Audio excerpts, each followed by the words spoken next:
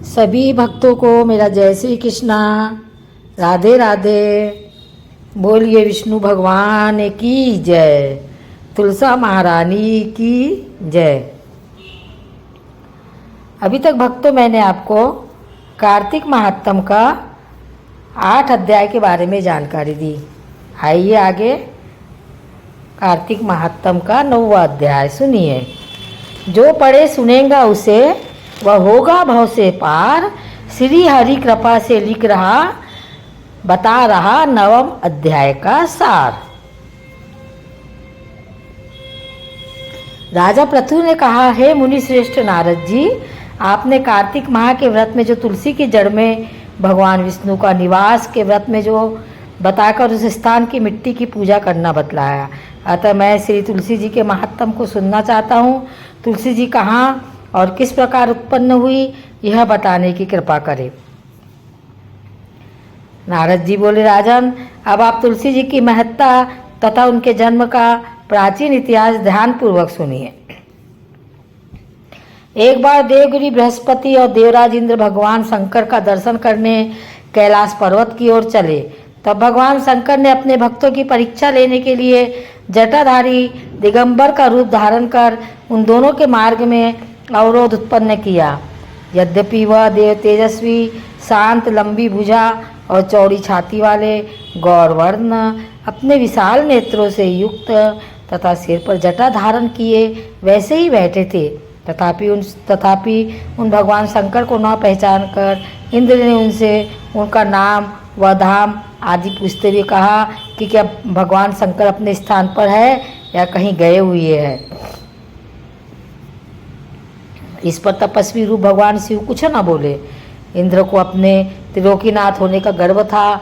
उसी अहंकार के प्रभाव से वह चुप किस प्रकार रह सकता था। उसने क्रोधित हुए उस तपस्वियों को दौड़ कर कहा, अरे, मैंने तुझसे कुछ पूछा है और तू उसका उत्तर भी नहीं देता।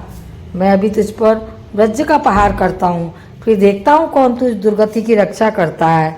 इस प्रकार कहकर जैसे इंद्र ने उस जटाधारी दिगंबर को मारने के लिए हाथ में वज्र लिया, वैसे भगवान शिव ने वज्र सहित इंद्र का हाथ स्तंभित कर लिया और विकराल नेत्र कर उसे देखा। उस समय ऐसा प्रतीत हो रहा था कि वह दिगंबर प्रज्वलित हो उठा है और अपने तेज से जला देगा। भुजाएं स्तंभित होने के कारण इंद्र दुखित होने के साथ साथ अत्यंत कुपित भी हो गया। परंतु जटाधारी दिगंबर को प्रचलित देखकर बृहस्पति जी ने उस भगवान शंकर को जानकर प्रणाम किया और दंडवत होकर स्तुति करने लगे। बृहस्पति भगवान शंकर से कहने लगे, हे दीनानाथ, हे महादेव, आप अपने क्रोध को शांत कर लीजिए और इंद्र के इस अपराध को क्षमा कीजिए। बृहस्पति के वचन सुनकर भगवान शंकर ने गंभीर वाणी में कहा, मैं अपने नेत्रों से निकाले हुए क्रोध को किस प्रकार रोकूं। तब बृहस्पति ने कहा, भगवान, आप अपना भक्ष वत्सल नाम सार्थक करते हुए अपने भक्तों पर दया कीजिए। आप अपने इस तेज को उत्पन्न स्थापित कीजिए और उन इंद्र का उद्धार कीजिए। तब भगवान शंकर गुरु बृहस्पति से बोले, मैं तुम्हारी स्तुति से अत्यंत प्रसन्न हूँ। तुमने इंद्र को जीवन दान दिलवाया है।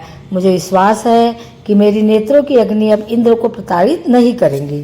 बृहस्पति से इस प्रकार कहकर भगवान शिव ने अपने मस्तक से निकाले हुए अग्नि में तेज को अपने हाथों में ले लिया और फिर उसे क्षीर सागर में डाल दिया। तत्पश्चात भगवान शंकर अंतर ध्यान हो गए। इस प्रकार जिसको जो जानने की कामना थी उसे जानकर इंद्र तथा बृहस्पति दोनों ही अपने अपने लोक को चले गए। तो भक्तों, अभी आपने कार्तिक महात्म के 9वें अध्याय के बारे में मैंने आपको जानकारी दी।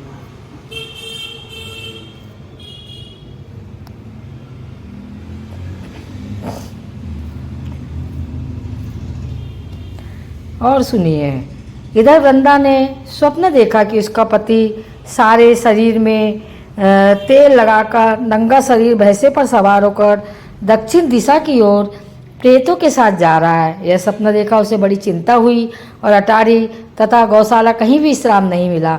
तब वो एक वन से दूसरे वन में चली गई। वहाँ वृंदा ने सिंह जैसे मुख वाले 2 राक्षस देखे। उन्हें ही देखे वो देखते ही वह डर के मारे भागी। आगे जाकर उसके शिष्य सहित एक तपस्वी मुनि को देखा और उनसे अपनी रक्षा के लिए कहा। उसकी प्रार्थना पर मुनि ने अपने एक हुंकार से उन राक्षसों को भगा दिया। तत्पश्चात वृंदा ने मुनि से विनयपूर्वक कहा कि महाराज, मेरे पति जालंधर तथा महादेव जी में घोर युद्ध हो रहा है, उसमें किसकी विजय होंगी, कृपा करके बताइए, क्योंकि आप सर्वज्ञ हैं। यह सुनकर मुनि ने ऊपर को देखा। उसी समय 2 बंदरों ने आकर मुनि को प्रणाम किया और मुनि के संकेत पर दोनों बंदर वहाँ से चले गए। फिर थोड़ी देर बाद वे दोनों आकाश की ओर आए और उन्होंने वहाँ जालंधर दैत्य का सिर और धड़ लेकर फेंक दिया। वृंदा अपने पति के मृत शरीर को देखकर बहुत दुखी हुई और रोने लगी। तत्पश्चात मूर्छित होकर पृथ्वी पर गिर पड़ी। मुनि ने अपने कमंडल से उस पर जल छिड़का तो उसे चैतन्यता आई। तब वह पुनः विलाप करती हुई मुनि से बोली कि महाराज, जिसने देव, गंधर्व और विष्णु सहित तीनों लोकों को जीत लिया, वह शिव के हाथ कैसे मारा गया है? हे मुनि, आप बड़े सामर्थ्यवान हैं, किसी प्रकार मेरे पति को फिर जीवित कर दीजिए। तब मुनि कहने लगे कि शिव जी के हाथ से मरे हुए को कौन जीवित कर सकता है, परंतु फिर भी तुम कृपा करके हम इसको जीवित कर देते हैं, तुम पर कृपा करके हम इसको जीवित कर देते हैं। ऐसा कहकर मुनि अंतर ध्यान हो गए और जालंधर जीवित होकर वृंदा के साथ प्रेम लाभ करता हुआ आलिंगनबद्ध हो गया। वृंदा भी अपने पति के वेश में विष्णु के साथ उस वन में रमान करती रही, परंतु एक दिन मैथुन के पश्चात अपनी पति के वेश में विष्णु को देखकर वह अत्यंत क्रोधित हुई और श्राप देती बोली कि तुमने तो मेरा पतिव्रत धर्म नष्ट किया है, इसलिए मैं तुमको श्राप देती हूँ। निश्चित ही वह कपट मुनि तुम ही थे और तुमने जो 2 राक्षस कपट के बनाए थे वही कालांतर में तुम्हारी स्त्री का हरण करेंगे और जो तुम्हारा शिष्य था वह बंदर रूप धारण कर कर तुम्हारी सहायता करेगा। फिर कहा कि शिला हो जाओ, पत्थर हो जाओ। नारद जी कहने लगे कि हे राजा पृथु, भगवान कृष्ण ने देवताओं तथा अपने भक्तों के कार्य के लिए पतिव्रता वृंदा का यद्यपि सिर हल लिया, परंतु मनी मन अत्यंत दुखित हुए और बोले, हे वृंदे, मैं तुम्हारे श्राप को ग्रहण किया था, मैं शिला रूप में हो जाऊंगा, परंतु तुम भी वृक्ष रूप होकर मुझको मिलोगी। उसी समय वृंदा अपने पति के चरणों का ध्यान करके विष्णु के मना करने पर भी अग्नि में प्रवेश कर गई। नारद जी कहते हैं कि हे राजा पृथु, इधर शिव जी बड़े भयंकर वेग से राक्षसों को मारने लगे। शिव जी की तीक्ष्ण बाण वर्षा के आगे शुंभ और निशुंभ भी ना ठहर सके और वह युद्ध से भाग खड़े हुए। तब शिव जी ने उनको श्राप दिया, क्योंकि तुम युद्ध क्षेत्र से भाग गए इसलिए पार्वती के हाथ मारे जाओगे। उधर जिस समय वृंदा का पतिव्रत धर्म नष्ट हुआ, तभी जालंधर का बल समाप्त हो गया। ठीक उसी समय विष्णु ने अपना सुदर्शन चक्र अपने तेज सहित शिव को दिया। फिर शिव जी ने अपना ऋषियों के तप का पतिव्रता स्त्रियाँ तथा ब्रह्मा जी का तेज उसमें जोड़कर जालंधर दैत्य पर छोड़ दिया, जिससे उसका सिर कटकर भूमि पर गिर गया। सिर और धड़ अलग होते ही जालंधर का तेज उसके शरीर से निकल श्री शिव जी में तथा वृंदा का तेज श्री पार्वती जी में समा गया। उधर विष्णु वृंदा की चिता में लौटने लगे। तब सब देवताओं ने शिव जी की स्तुति की और कहा कि महाराज, जालंधर को मारकर आपने देवताओं का बहुत बड़ा उपकार किया है, परंतु कई महान अनर्थ हो रहा है, कृपा करके उसका भी कुछ उपाय कीजिए। भगवान विष्णु वृंदा के पतिव्रत धर्म से मोहित होकर लगातार उसकी चिता भस्म कर लौट रहे हैं और किसी प्रकार का विश्राम नहीं कर रहे। तब शिव जी ने कहा कि हे देवताओं, तब सब भगवान की योग माया की शरण में जाकर इसकी स्तुति करते हुए बोले, तुम्हारी माया को ब्रह्मादि भी नहीं जानते। इस देवी को हमारा नमस्कार है, जिसके भक्त का अनादर तथा मोह को प्राप्त नहीं होते, ऐसी मूल प्रकृति को हमारा नमस्कार है। उस समय देवताओं ने एक तेज देखा और आकाशवाणी सुनी कि गौरी, लक्ष्मी और सरस्वती रजोगुण, सतोगुण और तमोगुण रूप में मैं ही हूँ, वही तीनों तुम्हारा कार्य सिद्ध करेंगी। उन देवियों की तुम आराधना करो। फिर उन तीनों देवियों ने प्रकट होकर बीज दिए और कहा कि इन तीनों बीजों पर जहाँ पर विष्णु में जाकर बो दो और अपना कार्य सिद्ध करो। देवताओं ने तीनों बीज ले जाकर जहाँ पर वृंदा की चिता पर भगवान विष्णु लौट रहे थे जाकर बो दिए। उन तीनों बीजों से 3 वृक्ष उत्पन्न हुए। रजोगुण सरस्वती से आंवला, तमोगुण गौरी से तुलसी और सतोगुण लक्ष्मी से मालती हुई। श्री लक्ष्मी जी ने अपना बीज ईर्षा युक्त होकर दिया था, इसलिए मालती भगवान पूजा में निंदित तथा आंवला और तुलसी भगवान को अति प्रिय हुए। इस प्रकार वृंदा और वृक्ष रूप होकर शालिग्राम से सहयोग किया। इसी कारण कार्तिक के उद्यापन में भगवान की पूजा तुलसी के मूल में होती है। नारद जी कहते कि हे राजा पृथु, जिस घर में तुलसी का वृक्ष होता है उसमें यमदूत कभी नहीं जाते।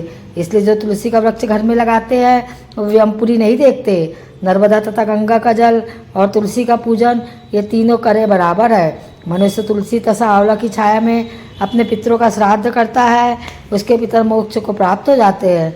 नारद जी कहते हैं कि हे राजा पृथु, तुलसी और आंवले का महात्म ब्रह्मा जी भी कहने में असमर्थ है। जो कोई इस कथा को पढ़ता अथवा सुनाता है वह भी मोक्ष को प्राप्त हो जाता है। जय श्री कृष्णा भक्तों, बोलिए विष्णु भगवान की जय। आपने कार्तिक महात्म का 9वें अध्याय के बारे में जानकारी ली।